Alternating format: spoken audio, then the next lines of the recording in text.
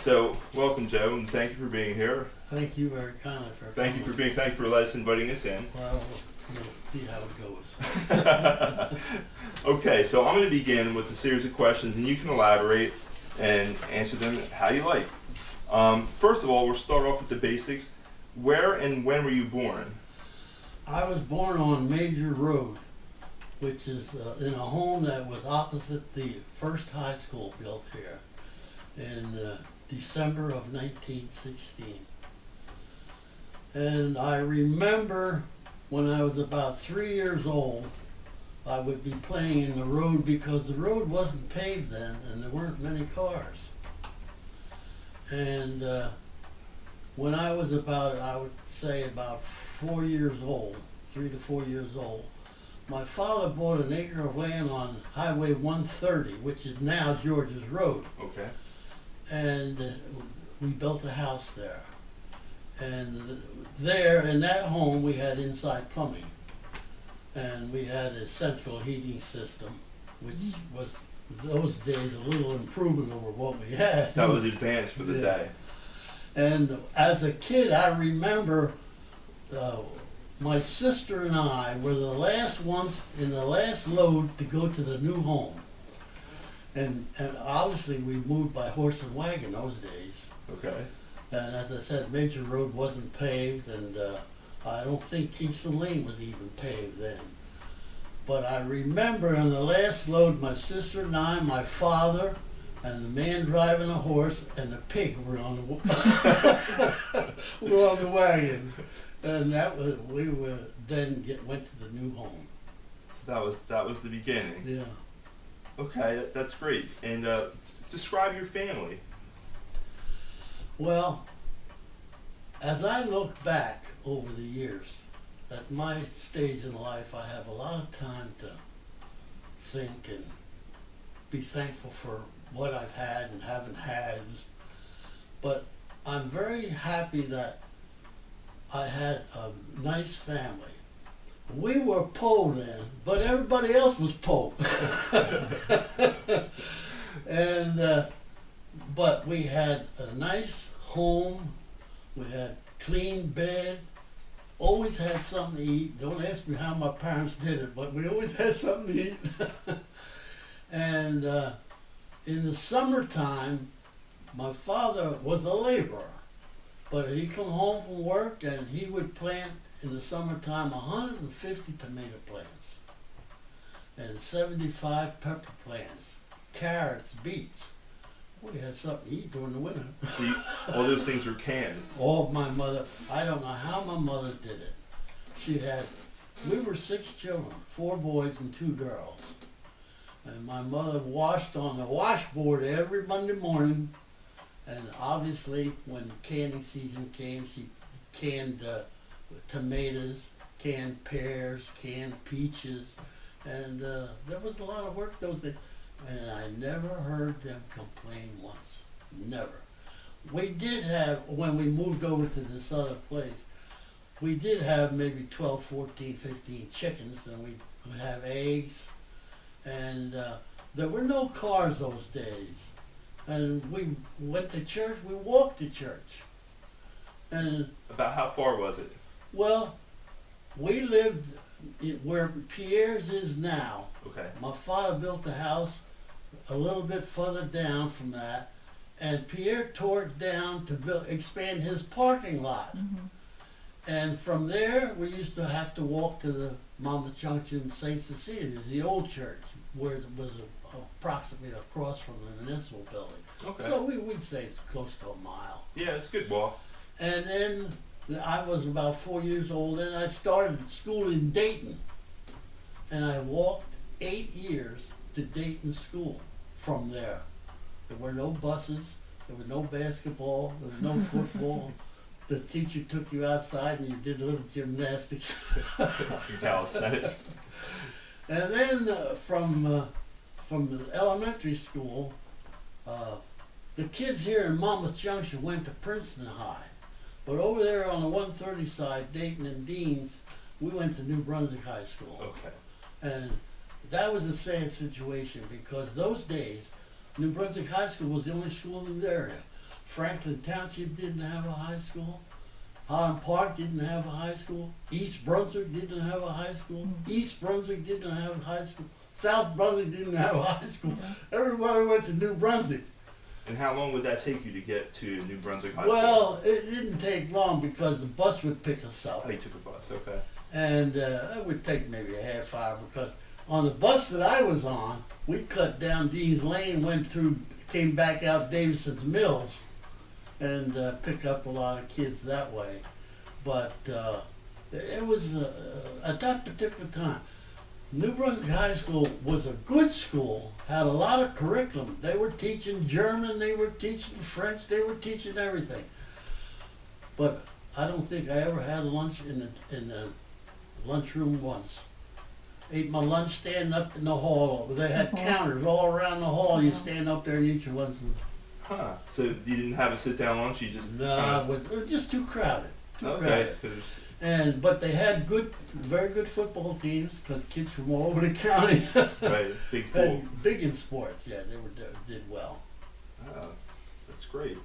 Well, my next question is, where were your parents born, and why did they choose to come to South Brunswick? Well, that's an interesting story. My mother came here at 18 years of age. My father came here when he was around 20 or so. He wound up out in Colorado working on a railroad. But he had 4 brothers, and they were all in the city. And they tried to figure out what he's doing out in Colorado. They got him back to the city. Well, he married my mother, and they lived on the Lower East Side. And there was this garbage strike in New York City. They say the garbage was packed 10 feet high. My father said, I can't live in this. So they came out to Monmouth Junction. They came from the city, okay. And we used to sit around the dinner table, and the families ate together those days. We had dinner every night, and we all sat in the same seat, and we all did the same thing. And sometimes after dinner we'd sit around and talk, and I always used to say to my mother, thank God Pop came to the country. Because I don't think I would have survived in New York. This is a real countryside, even more so. Well, you can still see it. I mean, I see the fields out there, and it looks very rural. If you want to expand on that a little bit, when I was a kid, there was nothing here but farms.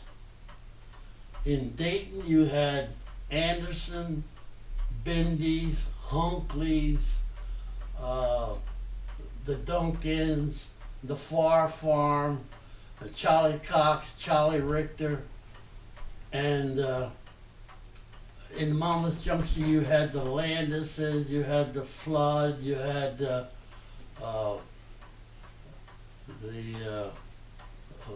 Skanks, you had Bobco's, and the Landis, I mentioned Landis. There was nothing but farms. Everything, when I was a kid, was nothing but potatoes, corn, and wheat and rye. That's all. But it's changed a lot. I mean, you can tell it's not farms today. This farmland here is farmed because that land is owned by the research center, and they let a man from Hamilton Township farm it. Okay. But he knows what he's doing. He does a good job of it. Okay. But there's not much farm in South Brunswick anymore. There's we used to have a couple dairy farms, and there were a lot of poultry farms that raised eggs. Yeah, I heard about that. And everything's gone.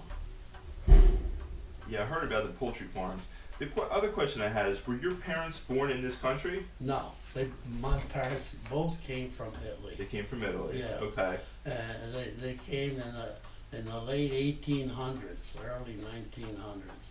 I've got a lot of, like I say, I've got a lot of notebooks and boxes around and mother's citizenship papers and all this sort of stuff. I'll never get to put it together in order, but I keep trying, you know? Right. But they both came from Europe, and we've got them registered in Ellis Island. At Ellis. Okay. Because they came through Ellis Island. Right. Right. Well, did you keep in touch, or did your parents keep in touch with the family back home in Italy? Well, let me tell you something. My mother was a very educated woman. My father, he just got by. But my mother was a very educated woman. She went to a lot of schooling with the nuns in Italy. And she corresponded, but also, at that time, there were a lot of Italian people in Dean's Lane and some in Monmouth Junction. They couldn't read or write. They would get a letter from Italy, they would call my mother. My mother would go there, she'd read the letter to them, and she'd write back as to what they told her to write. So she knew all the news. Yeah. When the war was over, or during the war, my mother's mother passed away. And when we came back from service, us boys, we said to my mother, you want to go back to see what happened over there? Because she owned a home there. And she said, look, she says, America is my home. That's exactly what she said. America is my home. I got married here, I had my children here, you all went to service. I don't want to go back. And she didn't. It cost her $500 to give the house away. She went to the Italian consulate in Trenton, and they charged her $500 to give the house away. But she was very happy because she gave it to an orphanage. She gave her the house back in Italy. She gave that away. Okay. Yeah. Oh, that's interesting. So I'm assuming that you spoke English and Italian in your house. We all spoke a little Italian when my parents were alive. We managed to get by. You know, we weren't that fluent in it, but we could speak enough to. But my mother did well. My mother could read an English newspaper. She said to me, you got more education than me, why can't you read the Italian paper? I said, I don't know. So did they tell any stories, or do you know any stories from the old country, from Italy? Well, the only thing that I remember, she used to talk about Mount Vesuvius erupting a lot. Really? Yeah. So she was right near the volcano? Yeah. Wow, And, that's interesting, that's dramatic. yeah, and of course she used to talk about some of the conditions there, you know. But she had a sister and a brother, and they were both here. And why I say I've had a nice life is I knew all my uncles. I knew my father's brothers. I knew his children. It was really nice those days. It was family, you know. And we lived in the country, and they all used to come out and visit us. That's great. So you were talking about your house that you grew up in. You mentioned that you had plumbing and you had electricity. That when my father built that other house. And also, did you have so if you had electricity and plumbing and the heating, what was the heating in your house? In those days, the central heating was a big air furnace in the center of the house, and you hope and prayed some of the heat got upstairs. It was an improvement over having just a kitchen stove, Right. but it wasn't that great, you know. So yours sounded a little bit more advanced, because I heard stories where the heat in the house is only supplied by the stove, like you were saying, and it was cold that's upstairs. the way it was in the house where I was born. Mm-hmm. But over here they had they used to call them a hot air heater. That's all it was. You could burn coal in it, you know, and it would just throw up some heat. If you got 15 feet away from it, It was cold. temperature was different. Well, for example, did the children have their own rooms, or did they all sleep together? How did that work? We were 4 boys, Uh-huh. and we had a bedroom. My 2 sisters had a bedroom, and my mother and father had a room. It was only a 3-bedroom house. Okay. Okay, so you mentioned that you had a garden. You had all types of things growing there. My father I had to give him a lot of credit. He kept us fed. And you had chickens, and you had pigs, and any other. Well, after that pig that we brought over was gone, that was the end of the pigs. It was just that one, huh? Okay. Did you have a favorite meal as a child when you were growing Well, up? I got it. You know, it's a funny thing you asked that because this morning I was thinking we were very big in fruits and vegetables, fish. Obviously, on Friday, but as long as we're on that subject, let me tell you how it was those days. The grocery man would come to your house, he'd take your order, Really? and 3 or 4 days later, he'd deliver your order. And it was, Emmons had a store, and I don't know what, and the butcher used to come to your house once a week. Wow, that sounds better. He used to come to your house with a truck, and he had ice in the truck, not dry ice, just plain ice. My mother used to buy some meat for a couple of days, and that was it. And So you bought ice for the ice box from yeah, also an Iceman? Iceman used to come, the butcher used to come, the grocery man used to come. Did you have a rag man here? The guy that would collect old rags? Well, we had there was Mr. Cone from New Brunswick. He had bells on his truck, you know. You sold him an old tire, you get a nickel. I heard about those things. I heard people would come over to sharpen scissors too. Did you ever remember Yeah, something like that? there used to be a man would come around sharp scissors and knives. Yeah, I heard those stories. Did you go on family vacations, or was that You something? gotta be kidding me. I figured that would. Well, just I'll tell you what my family vacation was. When I went to elementary school, all the kids around here during the summer months worked on the farms. And my vacation was picking potatoes, picking apples. Don't go and pick peas. It takes you half a day to pick a bushel of peas. And I have to tell you a story. There was you know where Summerfield is now, the houses on Summerfield in Dayton? Mm-hmm. Well, that was Charlie Richter's farm. And that wasn't too far from where I lived. Right. And in the summertime, I worked there for 2 years, 2 summers. We started with potatoes, picking potatoes, and then he had an orchard and a cider mill. And I know how to make cider.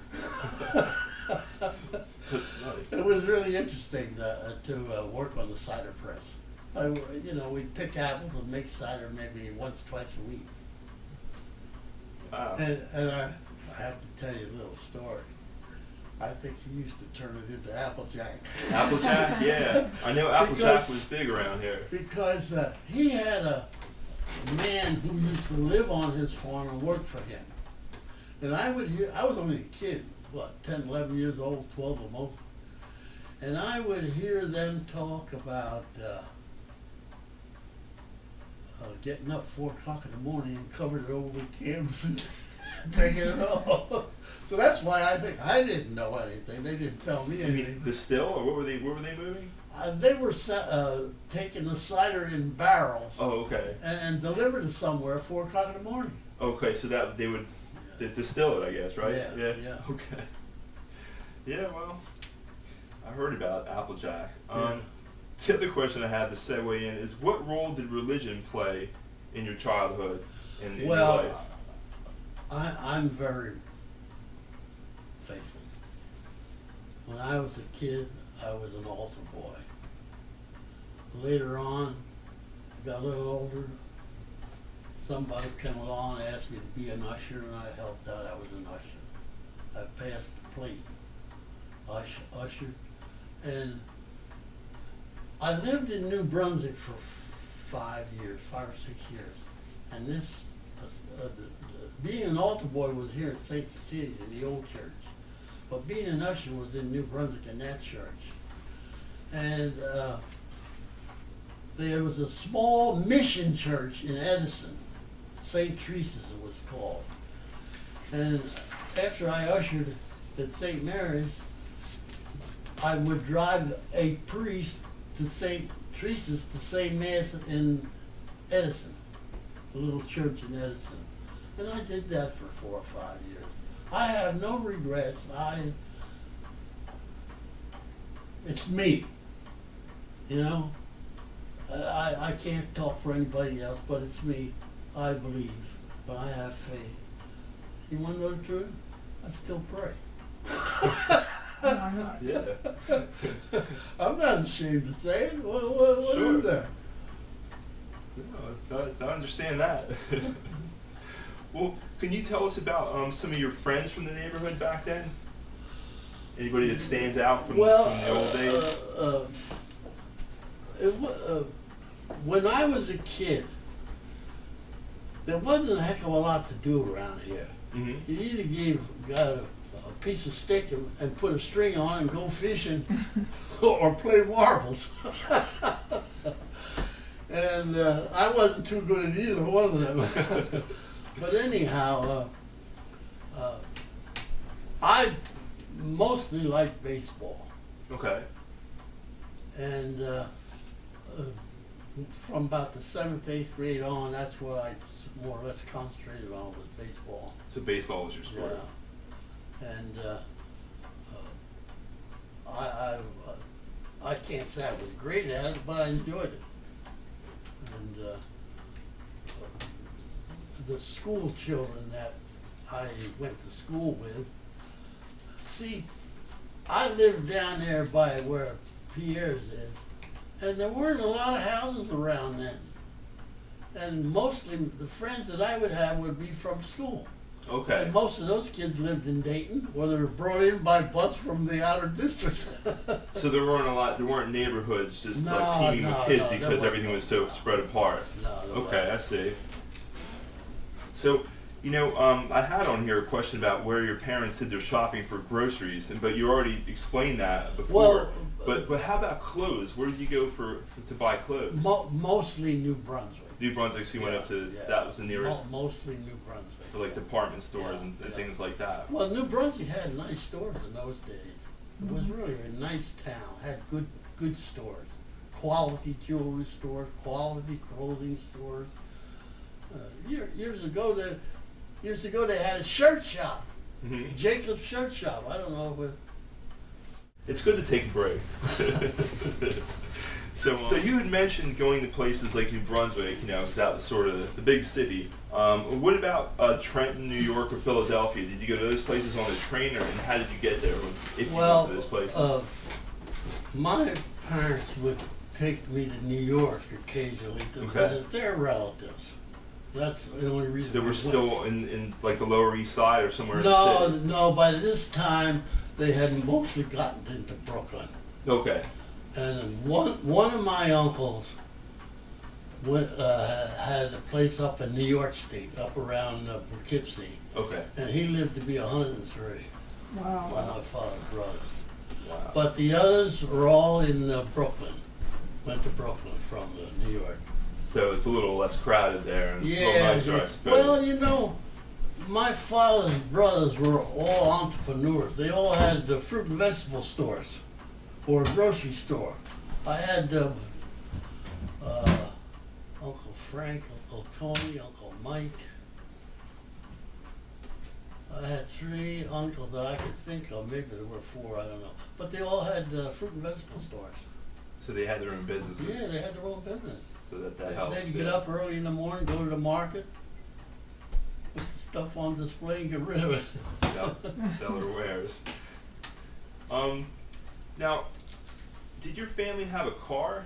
Or when did they get one? I have an older brother, Mm-hmm. had an older brother. And I remember he bought the first Model A Ford, I think it was 1932. And of course it was black, right? Yeah, it was black, yeah. And he was very good to us. He would, then we started riding to church. We used to walk to church. But when he got that car, we would all go pile it in, go to church on Sunday with in the car. And once in a while, he'd take us, maybe to Kingston or somewhere for a little Sunday drive. Yeah. And he would really help my mother a lot too, for shopping and things like that. That was the first vehicle we owned. You know. What was your first car and what kind was Oh, don't talk about my first car. My first car was a Model A Ford Coupe for $25. it? $25. It ran, right? Oh my God!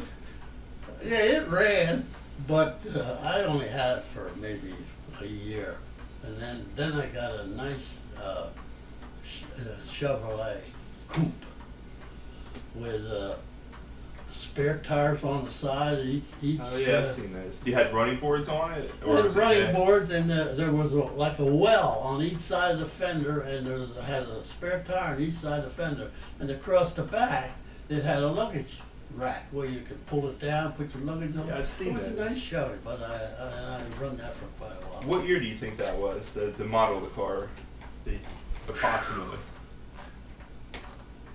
That Chevy? Yeah. I would have to say it was either a 32 or a 34. So it was in early 30s. Yeah, that sounds right with the styling Yeah. that you mentioned. That's great about the cars. Well, I mean, Monmouth Junction's known because of the railroad. Did the railroad play a central part in your life? And Well, the biggest part that the railroad played in my life was I had a Plymouth when I went in service, and I had it in the garage for about a year or so, and then I thought, well, I don't know what this is going to be worth when I get back, so I sold it. But that was the biggest mistake I made, because when I got out of service, there were no cars. You couldn't go and buy a car oh, right, because because the companies are all making tanks and guns and they things. switched over, they retooled. So, I got to tell you a little story in order to get to this railroad station. I was discharged from the service on December the 27th. I got married on December the 28th. And I came out and lived in Monmouth Junction with my wife and her mother. And they lived one block from the train station. And there was no cars those days. You want to get to work, you got to ride a train. So I rode the train for a couple of years till I finally got a car. And unfortunately today there's no station there, there's no Right. train stop, there's no nothing. But those days, Monmouth Junction had a train station, Plainsboro had a train station, Okay. Dean's had a train station, Adams had a train station. The train stopped for it all the way. Was there a trolley line around here? Yes. Yeah. Yes. I went to New Brunswick on the trolley with my mother once. I may have ridden it twice, but I remember once particularly. You know where well, I don't know, you don't live in this area, but there's high tension wires run through Dayton, high tension towers. Yeah. And those high tension towers is where the trolley tracks was. It came from Trenton, went to New Brunswick to Newark. And that trolley, it came through Dayton. From Dayton, we went into Davison's Mills and into Milltown. And then from Milltown, the tracks go into New Brunswick. Go in through North Brunswick and in New Brunswick. And I remember riding that a couple of times. Yeah, I heard about the trolley line. So what would be the difference between the train and the trolley, other than the size of the train, the frequency, how often it came through? Well, the train was not only the frequency but the location. Okay. You take people in Monmouth Junction, they're not going to go to Dayton to get the trolley, see? And the train station in Monmouth Junction was a very interesting station. Did you ever get a picture of that, Seal? I just got just for the postcard. I know you had those wonderful photographs. Yeah, I'm gonna. I've been trying to make a copy of that for you. And I'll eventually get to. Excuse me a minute. Sure. Okay, so this is Monmouth Junction. Did you have an idea what the date is on this? Well, this existed when I came back from service. Okay. So I got to tell you the truth. Somewhere in this house, there's dates that would tell you all about this station, because my wife was very interested in history. And her grandfather was the station master here for $28 a month. And she had a letter around here somewhere where the superintendent from New York sent a letter giving him a $3 raise. But anyhow, this was the main line here. And in back of it is the tracks that go to Jamesburg and to the shore. Okay, they went to the eastern, so they went in the eastern direction. Yeah, and people coming out of Philadelphia would want to go to the shore. They'd get off here and go on this track here to go that direction. This here was the freight yard. And I guess I don't know which one is her great grandfather, but anyhow, that's some of the clowns in the area at that time. That's a great picture, though.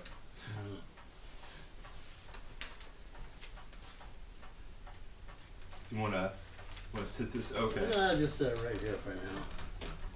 Well, can you tell me about your first job? As a teenager. I mean, outside of the Well, working I with gotta the tell you, family. I'll tell you my first job. I started when I was at the lower end of the higher end of the elementary school. I caddied at Forest Gates Country Club, $1 for 18 holes. That's when I was still in school. Okay. And at one time, there were 3 Greyhound bus stations in South Brunswick. One on Lincoln Highway 27, Okay. one on Highway 1, and one here in Dayton. Well, the one in Dayton was by the, I don't know if you know where the bank is, South Amboy Bank is on the corner there by the shopping center, right across the street from that. Okay. There's a family living there now. But there used to be a Greyhound bus stop. And I think I might have been in either the latter 8th grade or 9th or 10th grade starting high school. I used to work there every day after school. And Saturdays and Sundays I was making $15 a week. That was a lot of money then. They were nice people, they were good people. But from there, prior to that is when I was working at the golf course, caddying 18 holes for $1. But the other job, you made a decent wage. Oh, I gotta tell you something. $15 a week was big money then. Yeah, even it sounds good. And I gave half of it to my mother. That's what I was going to ask you. Where did it go? Half went to your mom. Half went to my mom and half went. Well, when I went to school, I always had a quarter in my pocket. Hershey bars were 5 cents then. Ice cream cone was a nickel. So you were doing all right. Yeah, well, you know, you had to have. I couldn't expect my parents to give me to spend money. Right. I never looked for it that way. I mean, I think today a lot of kids are getting to spend money, but we didn't know spend money for us those days. And that's why during the summer months, kids were all going work in the farms. But I'll always remember when I went to high school, I always had a quarter in my pocket. Always had something. Yeah, especially during those times, because Yeah. that was a good place to be. Now, you mentioned that baseball was your sport, but what kind of social activities and like girlfriends and things like that when you were a teenager here? Well, I gotta tell you something. I was a slow learner. I didn't bother with girls until I was somewhere in high school, Mm-hmm.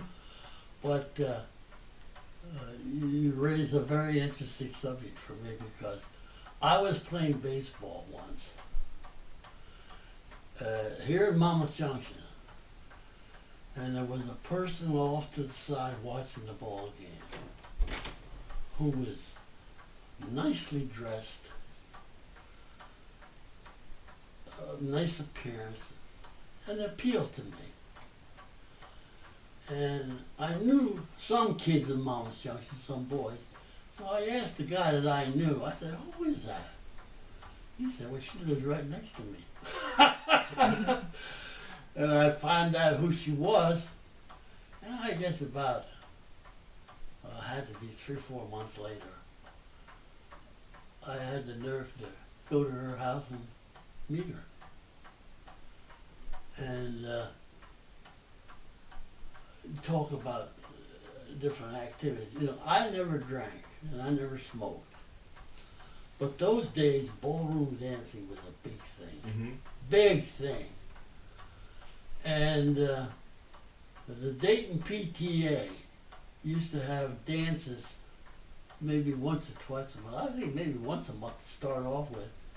And they had would call the dance card party and dance. Well, the elderly people would come in and play cards.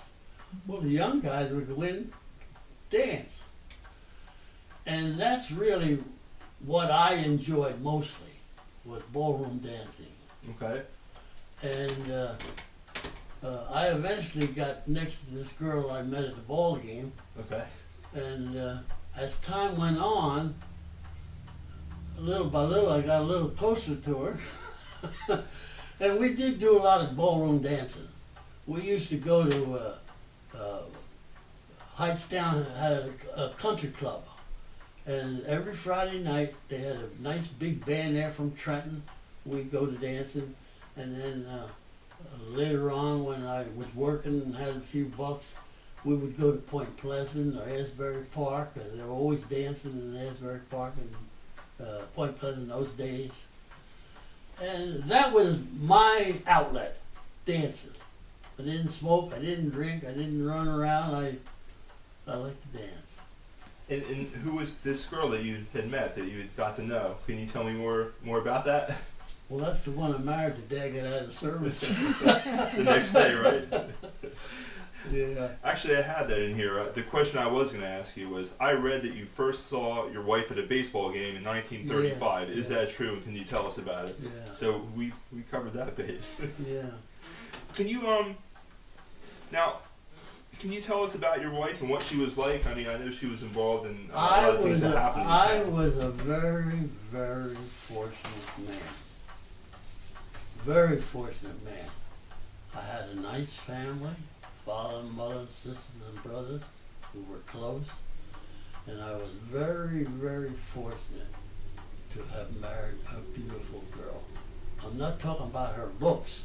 I'm talking about her character, her personality, her patience. I was a very, very lucky man. I was a lucky man for her to put up with me. And she did. She was a beautiful person. And you know, she's been gone 6 years. Yeah. And there isn't a day that I don't think of her. There isn't a day that I don't get up or go to bed that I don't think of her. And I have one regret. And the regret is I'm sorry that I didn't help her more in the kitchen. Because she worked so hard. She was so good to everybody she came in contact with. And she did so much. And she was so kind. And as I say, I was a very fortunate man. And how many years were you married? How many years did you have? Only 62. 62. Yeah. Wow, that's amazing. Yeah. I would have taken another 10. Yeah, you would have been in for another 10. Well, can you tell me where she worked and what she did? She started out as an elementary school teacher. And she taught in South Brunswick, and then she taught at Rutgers Prep, and then they wanted her back to South Brunswick, so she came back to South Brunswick. And I remember distinctly when I went to her, she graduated her master's at Rutgers. I went to her graduation, and after that I took her to dinner, and then eventually she became elementary supervisor. Okay. And she gave 30-some years to education. And she enjoyed it, she liked it, she worked hard. I never interfered, you know, she She did what she wanted, how she wanted. But I don't know how she did what she did, because she taught school. We raised 2 kids. We enjoyed 4 grandchildren, but she never complained. I remember a few years back, she would be sitting in that chair, and I'd say, Ruth, I don't know how you did all the things you did. She says, I don't know how I did it either, but I'd be glad to do it all over again. So that's the kind of person she was. She was just, I was a very fortunate man to have such a nice wife. Yeah, she had a long, you said 30-some years in the schools, right? Yeah, she taught 30-some years. Her mother was a principal. She had another 35, 40 years in the school system. Okay. So- My daughter's a teacher. Okay. My son-in-law was business administrator in the school district. So it's in the blood there. Well, it's... Now, you had mentioned when you first got married that you lived with your mother-in-law for a while, right? Yeah, we lived down, well, her grandfather built that house. Ruth's grandfather Okay. built that home. And it's on the corner there where you would go down to the old station. And, well, she was an only child. My wife was an only child. Where am I going? She's not going to leave her mother. I never demanded anything of Ruth. That, you got to do this, you got to do that. No, do what you want. And we lived there, and they used to have somebody cut the grass, And, well, here I am. What am I going to do? Have somebody cut the grass? I start cutting the grass. Right, right. There was a big hedge around it because it was a corner property. I used to cut the hedge. It'd take me half a day or more to do it. The corner property's tougher. You got more. But finally I managed to buy an electric clipper. And it wasn't so bad. But, I'm not much of a mechanic, but I know how to handle the pliers and the screwdriver and the hammer. So you went from there, and did you come directly to your house here, or Yeah. how did that work? And did you have this? We lived there 45, 55. We lived there about 15 years. Okay. 15 years. And I had a lot in Highland Park because I was working for DuPont in New Brunswick at the time. I thought maybe someday I'd get it there, but I'm not a city guy, You're born out here in the woods, and I enjoy it. So I sold a lot in Highland Park and bought this. And we had maybe, 3, 4 years. Finally. Did you have it built, or I was the general contractor. Okay. Okay. So you oversaw everything, and Yeah, I hired the carpenters, I hired the masons, I hired the plumbers. I went to an architect. I gotta show you something. Well, maybe I shouldn't get up again. But anyhow, I worked in the research lab, and one afternoon I left my office and went to the library. I just wanted a little break. And I was opening up a magazine, and I saw this house. you And saw I the brought, the plans for this house. no, it wasn't the plans, it was just the exterior of the house. Okay. And I brought it home and I showed it to Ruth. She said, yeah, that is nice. So we took the picture, and she did a lot of work. She deserves a lot of credit. She took a floor plan and she designed this house interiorly. Wow. And then we took it to the architect and let him put it together. But Ruth did a tremendous amount of work on this project. But I was more or less responsible for the actual construction. And we had a very, very nice builder. And he wasn't the lowest bidder. So I was driving to Princeton one day, and I met him on the road, and I stopped, talked to him. And I said, Jody, I said, look, you're not the lowest bidder, but why don't you look at those plans again and come back? Well, he did. He dropped his price maybe $3,000-4,000. Okay. But he still wasn't the lowest bidder. I said, Jody, you're not the lowest bidder yet, but you're going to get the job.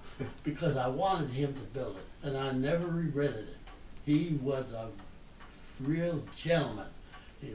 He and Ruth worked well, you know. We wanted something changed, he changed it, no problem. In fact, we had a 2-car garage here.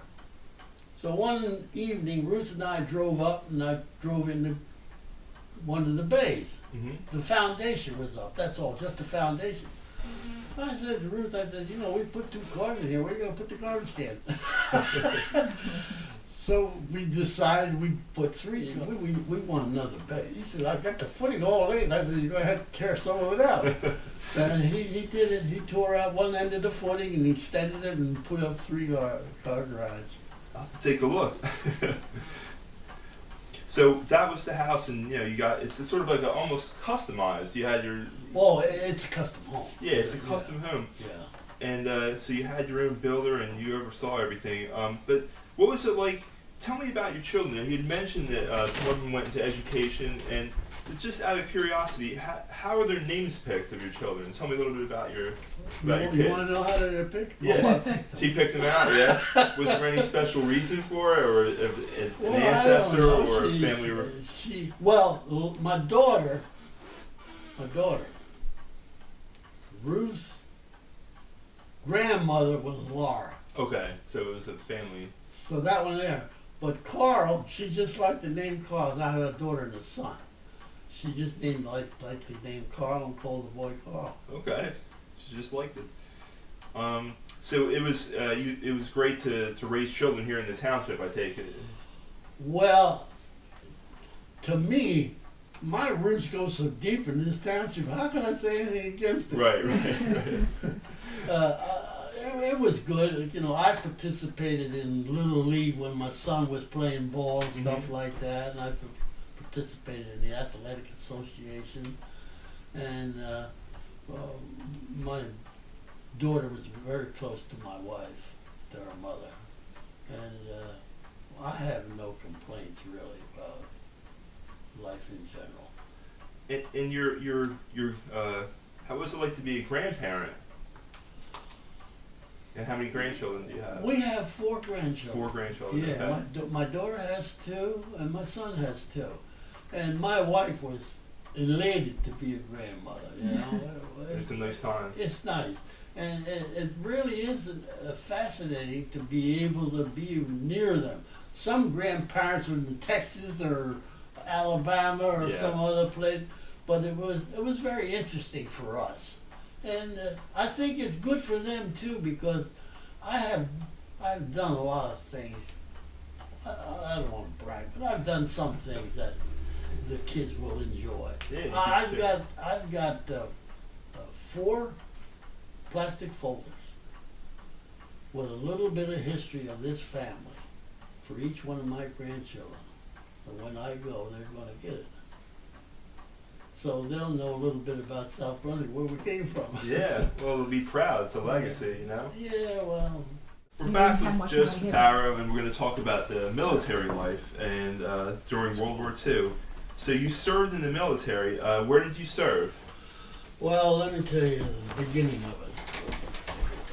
I was working for DuPont's at the time, and large corporations could go to the draft board and get some people exempted that they wanted to keep. And I just happened to be one that was being deferred because of the work process. But I had 2 brothers in service, and I was on vacation one time. It was 1942, I think. And I went to New York and enlisted in the Seabees. The Seabees was a new organization under the Navy that was organized maybe 6-7 months. And I thought I would survive in the Seabees. So I went in New York and enlisted. Came back and told my supervisor. He says, "What's the matter?" He said, "We had you deferred." I said, "Well, I felt I had to go." So that was around July. In September, I was sworn in Newark, New Jersey. We went by train to Virginia. Got in there about 11 o'clock at night. And it was a brand new camp, nothing but mud. And I had boot camp there in Virginia. And after about 6, 7 months, they had formed a battalion because you need 1,000 or 1,100 men. We were 1,100 men that formed the battalion. Then we were transferred up to Providence, Rhode Island. There's a Quonset Air Base up there. We were next to the Quonset Air Base. And we had some advanced training there, and we had to attend the rifle range there and different things. And when I first got up there, I was pulled out of the battalion and assigned to ship's company because they wanted somebody with my rating in ship's company. Well, I served on ship's company for 3 or 4 months, and then I had heard that the battalion was going to go overseas. And I took the position that if I'm going overseas, I want to go overseas with somebody I know. So I asked to be transferred back into the battalion, and it was approved. So I'm back in the battalion. Well, within about 30 days, we're on a troop train headed for California. Well, we knew by the type of weapons that we were issued, where we were headed. So we went out to California, and I thought, well, this is going to be nice. I'm going to see Hollywood and this and that. Well, within 30 days, we were on a troop train. No, 30 days we were aboard a ship with a convoy of 11 ships. We were headed for the Pacific. And we only stayed there about 28, 30 days. So we got out there and let's see. Well, we started at Pearl Harbor. That's where we started. And we were there for about 3 or 4 months. We shifted over to another part of the island. And I was in an operation. I was, as I say, I was lucky. I wound up in headquarters company. But I had responsibilities with people in the hospital, people in the brigs, and people shipping out. Because we used to go, there was a fella, I had a friend who was from the state of Iowa, and I used to have duty until 3 o'clock, but then I was transferred to duty from 4 to midnight. And around 6, 7 o'clock, we used to take a ride down to the docks and see the Marines loading in the LSTs with the equipment and the Marines shipping out. We used to say to ourselves, how many of them are going to come back? Right. It was a sad situation. But I enlisted because I didn't want to be at the mercy of something else. I wanted You can choose. what I thought I would do. And I never regretted it. It wasn't easy, but as long as you had to do it, you try to do what you like and try to do what you fit in. And I thought that I would fit in that type of an operation. And it's an interesting story coming back. Coming back, we got aboard a ship finally. Had to wait about 2 or 3 weeks for transportation because everybody was coming back. The war was over and everybody's coming back, no transportation. But after about 2 or 3 weeks, we got aboard an admiral's flagship. We were coming home. Well, we were out to sea about 2 or 3 days. We're sitting at the tail end of the ship. We see the thing turn around like this. We're going back to San Diego. The ship was headed for Virginia for ship repairs. Well, they decided that the ship repairs would take place in Bremerton, Washington. So we returned back to San Diego, and the ship went up to Bremerton, Washington for repairs. Well, then we sat there and we waited for a train. Well, trains were busy, taking everybody else home. We waited about close to a month. Really? Yep, for a train. So you just waited there at the... Yeah, well, we were at the base. You waited at the base and you had to just wait for I transportation? had to wait for transportation. We had nothing to do all day long, but. Well, I bet you really wanted to go home. It must have been. Well, it was in December. Listen to the story. Oh, this is the, okay. This is I in see where December. we're going. And we finally get aboard a troop train. And it took us about 6-7 days to get home. Because we got out to the, around Kansas. They put us in the stockyard. We waited there for an engine. And we waited a half a day to get another engine to keep pulling us along. Finally, on December the 24th, pulled into Lido Beach, Long Island at 11 o'clock at night on December the 24th. They took our ID cards from us, said to go home and come back on the 26th. Here we are, no identification or nothing, but we came home for Christmas. Oh, okay. But I was home for Christmas, that Christmas, but I went back on December the 26th. Went back to the station. On the 27th, they had all the paperwork done. While we were home for Christmas, the yeomen were working. We had all the paperwork was done. They called us in a big auditorium, gave us our discharge. And they gave me $3 and some cents for car fare to come home. And that was the 27th. And And then the 28th, Ruth and I got married. And that's when you got married, right? So everything happened Yeah, right away. yeah.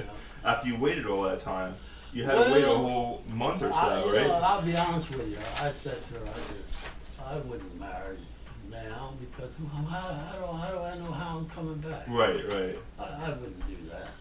So I was about 28, 29 years old then. There wasn't no more chicken. Randy, I think this is going to be out That one's in a few seconds. So. okay. We can pause it and I can pop in the other tape. It's an okay time to pause. Yeah. I think you can. Say when, Brett. All right. Ready to go? Yep. Okay, we're on to the next part. Political life. How did you get involved in local township organizations to begin with? Well, my first experience was the first aid squad. I lived down in the town. The siren used to blow and nobody would move. And finally I says to my wife, maybe I ought to join the first aid squad. That was my first experience and my first contribution, I'll say, to the community. And I was with the squad for 21 years. And for about 18 or 19 of those years, I served as treasurer. And that was good because I was getting a little older. I wasn't too anxious to get out of bed and run. But I'll never forget one call in particular. It was on a Christmas morning. Siren was blowing and nobody was getting out. I managed to go with a gentleman by the name of Bill Voorhees. Mm-hmm. And this was shortly after the war. There were still GIs living around town. Okay. And these kids lived in Little Rocky Hill. I don't want to say a shack, but almost a shack. And a woman had a miscarriage. So we picked her up, took her to the hospital. When I last looked at her, she was in a nice, clean, warm bed. It makes you feel good. That's the, but after that, mostly I served as first aid treasurer. And that was Christmas that you mentioned that Yeah, story happened on Christmas Day. that was a Christmas morning. Christmas morning. I guess everybody was up late. Nobody wanted to bother answering the call. And what was your first elected position, you said? Well, Did you mention that? yeah. Let me clarify that a little bit. Okay. I never seeked any office. I was elected 3 or 4 times. I never said to somebody, I'd like to run. Mhm. I stayed home and mind my own business. Well, one night, 2 members from the council and the tax collector came to my home. And they said, Joe, you should run for office. You've been here all your life. You know a lot of people. You know this, you know that. what do I know about running government? I used to go to meetings and listen to see what was going on when I came home, because I was interested in what my government was doing with my tax dollar, but I never thought I'd run. They stayed here till 11 o'clock at night. We sat on the back porch. I said, well, you gotta let me think about it. So I spoke with my wife, we were talking, kicking it around, and I figured what I got to lose. The only thing I could do is lose the election. But I gotta tell you something. If you keep your nose clean, and if you're good to people, politics is a nice experience. It's an experience. You meet a lot of nice people, and you meet some that are a pain. But that's life, and it helps you mature, it helps you in other ways. And I enjoyed it for one reason. I didn't seek it. And I remember the second time I ran, the township chairman of the campaign and stuff, he says, Joe, he says, you're running for office, you should go out and solicit funds. I said, I didn't ask you to run. You need money, go get it. I'm not begging on anybody's door. That's me, see? And they knew where I stood. So your first term as mayor, you took over for Richard Elnicki, right? Dr. Elnicki was a professor at Rutgers. Right. And he was going to the state of Washington, I believe, as an intern or something to teach out there for sabbatical. I think that's the term, sabbatical. Right. And I was elected to be the mayor. Well, I guess I surprised everybody. I did a fair job. And then when I had to run the second time, those days, the mayor wasn't elected. He was selected by the rest of the committee. Okay. And I ran the second time I was elected, the committee voted me mayor again. Well, I did the best I could. I'm born and raised here. I was interested in this town, did the best I could for the people. I wasn't in politics for me. I had a job. I was earning a living. It wasn't a stepping stone. It wasn't a stepping stone for me. Okay.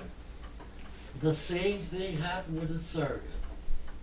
I'm sitting here on a Friday night. My wife and I were watching TV.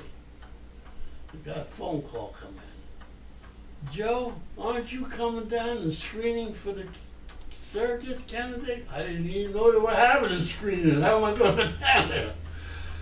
But they knew me. I didn't know them. They knew me. So you got the call. So I got the call. And I said, look, I haven't thought about it, but if they said, the person that called said, we're going to be here till 10 o'clock.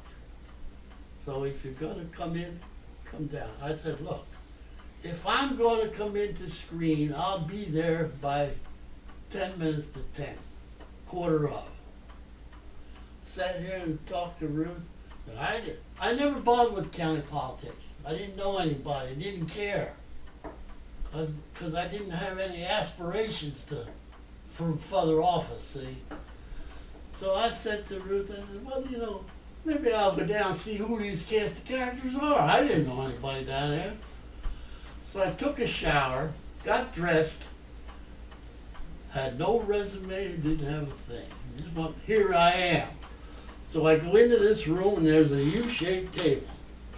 And all the delegates from the different districts of the county, all the municipalities are represented on that board. So I sat in there on a chair and I said, look, I gave my name, where I lived, what I did, where I came from. I'm a veteran, I'm working for so-and-so, and this and that and the other. And then I told them a little bit about my background here. They knew all about my background here. There was a guy by the name of Colonel Bradley. He was involved with the ROTC at Rutgers. And he was in politics in Milltown. He lived in Milltown, but he was in the Army, and he was in ROTC. He knew all about me. I don't know how, but he knew all about me. That's where it started. They wanted you. Yeah. So I went down there and I, sat there and just told them what the story was. And about 2 weeks later, we were having a township committee meeting. And the police station was at the same building where the township met. So a policeman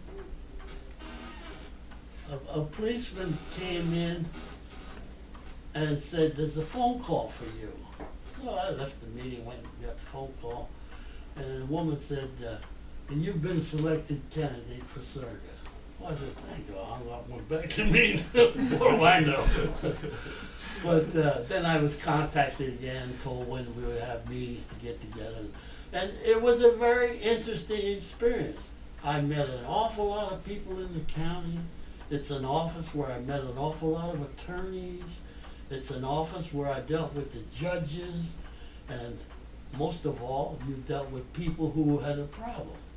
It was a very nice experience. I can't say I didn't enjoy it. I enjoyed it very much. And it's a funny thing. Middlesex County's been Democratic for 200 years. Mm-hmm. That year that I was elected surrogate, 2 freehold Republicans were elected with me. I've got articles in the paper downstairs in the file. I was the highest vote getter in the county that year. But anyhow, the terms for the Republican freeholders expired and they were gone. My term was for 5 years. I was the only Republican in the Democrat building. It was lonely, huh? No, I gotta tell you something. I never asked for anything, never did anything except what I was expected of my responsibility. Because the surrogate, the sheriff, and the clerk are constitutional officers. They don't have to abide by the freeholders. But they treated me very, very well. If they gave the sheriff and the clerk a raise, they gave me a raise. I never had any problem with them. And one freeholder, I'll never forget, he was the freehold director. He said to me, he said, "Joe," he said, "you're one of the best surrogates we've ever had." And he said, "You know what I like about you?" He said, "You never asked for anything." And I never asked for anything. I just did what I was responsible for. So you kind of came into these things organically, I guess. It just that you fell into these positions. But my next question here was, you stayed active in township events throughout the years, and my question is, what makes you stay involved? Well, it seems like you never really got out of it. You stayed involved with it, with the communities and with the people, and that's why you're still involved. Some people steal. Some people try to do good. I like to think I've always tried to do good. And the satisfaction that I've had over the years is that I've helped some people. Back in the 80s, I got a guy a job. This guy was from Lebanon. He went to France and married a French girl, wound up in the United States. But he knew a little bit about computers, and he knew a little bit about accounting. And I got him a job. I saw him about, I'd say maybe 15, 18 months ago. And I said, "Well, how's the family?" Because I knew he had a son and a daughter. He says, "Joe," he said, "you changed my life." Well, I didn't do anything to change anybody's life. I just did something with the opportunity at the time. Mm-hmm. He said, "My daughter's a doctor." He said, "My son has a master's degree in physical science, physical therapy." The guy became a success. He appreciated what the exposure he's had. So, so you had all these experiences in the township over the years, but what would you say your proudest accomplishments are? Or do you have I'm anything? glad you asked me that question. I got in the back of the house. An article was done by the Home News, and I was asked that same question. Okay. And I'm going to give you the same answer. Okay. Marry my wife. That's your proudest accomplishment. That's my proudest accomplishment, marrying my wife. She was a beautiful person. I tell you. That's a great answer. Well, that's it. All these other things you just do to survive, and the opportunity comes and you do the best you can at whatever it is. Well, what are the biggest changes you've seen in the township over the years, other than, I mean, obviously there's been a lot more development, but what would you say is the biggest change? Well, because of the increase in population, obviously we've had to do things differently. The schools are different. We would never have had a library. The churches have grown. It breaks my heart not to see the cows and the chickens around anymore, but they're gone. What can I tell you? Right. At heart, I'm basically a country boy at heart. Ruth and I used to go to the city. We would go to Radio City Music Hall at Easter, at Christmas time, beautiful shows. We would go occasionally to see a Broadway show. We've seen many of them, but it was always nice to come home to the country, you know. And the progress that I've seen is based basically on the population, because the population is demanding of certain things. But I'm very fortunate. I'm looking at a cornfield. Yeah. But I got to tell you something. It's not going to be there too long. No, 'Cause probably not. somebody that runs a hedge fund bought that property. Oh, that very piece of property. And they've already knocked on the door. They want to put up townhouses. Okay. Oh, I don't want townhouses across the street. I want to look at the corn. Yeah, I don't blame you. But that's the example of the changes. And I remember in the 50s when Kendall Park first came in, us old timers, I'd say old timers, obviously we were fighting it. We didn't want Kendall Park. But, it took me 10, 15 years to accept Kendall Park. But, you know, it's changed.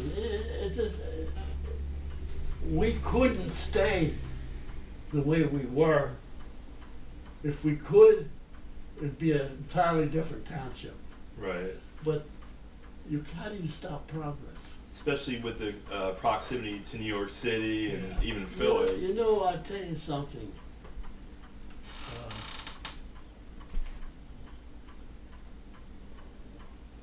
Seal, hand me that. No.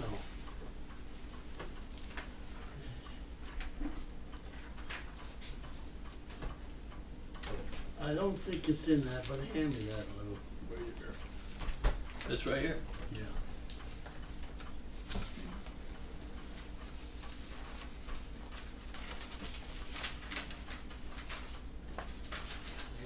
I really dug them out. I don't know exactly where they are. When I was on the planning board, I was always very skeptical of the applicant, because in my thinking, the applicant only has one thing in mind. How much money am I going to make on this project? He doesn't care about South Brunswick, he doesn't care about the people, and he doesn't care about the conditions that he leaves. He's interested in how much he's going to make on this project. Now, there was a developer that came in, and I got the article here somewhere. I dug it out purposely to show it to you. This applicant came in the first night. They sat down. They weren't sitting down 5 minutes. They said, we're going to put a swimming pool in for the municipality. We're going to build a daycare center for the municipality. And I opposed it. And I said, we won't see this daycare till the year 2000. Well, you know what? It's 2012. We still don't see that daycare on Friendship Road. So, you know, that's the way I was serving. I served for the welfare of the community. Yeah, well, the developers they're businessmen. You know, They're business. and they're not going to stay in the community, like you said. So yeah, that's true. But what advice would you give to young people today? as someone who's been here for all these years? Well, who the hell am I to give advice? Uh, But the best thing I could say is, when I was in the Navy and I broke boot, Chief Petty Officer come out and talk to us. And he said, you're going to get along in the Navy, you're going to do this, that, and then he says, keep your nose clean. Well, I was a kid, what do you mean keep my nose clean? But I think the main thing is for the young people to develop character, be loyal, be honest, and you'll manage to get by. That's the way I live my life. no, that's great. That's the way I've lived my life. Great ideals. I was very fortunate to have the upbringing that I did, the family that I did, and I was very fortunate. I always say I gave my 2 children the best mother they could have had. That's great. And how would you like to be remembered in the future? The only thing I'd like to be remembered is Joe was an honest guy. And I think I have been. Honesty, integrity, Yeah. character. Yeah. And I'll tell you why. I never took politics too seriously. Some people take it awfully seriously. I got along with Democrats and Republicans. If the Democrats in power, you got to deal with them. I don't know why I'm a Republican. I'm not ashamed to say I'm a conservative individual. Well, when you grow up poor, how can you be anything but conservative? Well, this is all great. I just wanted to say, in conclusion, thank you. Thank you so much for taking the time to talk to me and talk to us Thank you on behalf of the library. Thank you for putting up with me. That was great. It was And, really enjoyable. Thanks so much.